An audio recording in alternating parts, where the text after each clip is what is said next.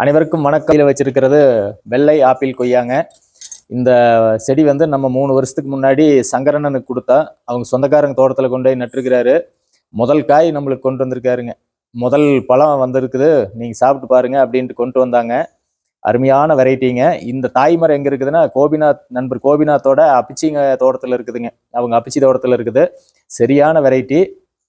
அந்த மரத்துக்கு 40 வயசு ஆச்சுங்க. அதிலிருந்து விதையெடுத்து போட்டு நாற்று உருவாக்கி சங்கரனுக்கு கொடுத்தது. அவங்க சொந்தக்காரங்க தோட்டத்தில் நட்டு முதல் பழம் வந்திருக்குதுன்னு கொண்டு வந்து கொடுத்தாரு. வாங்க அறுத்து பார்ப்போம் எப்படி இருக்குதுன்னு பாருங்க.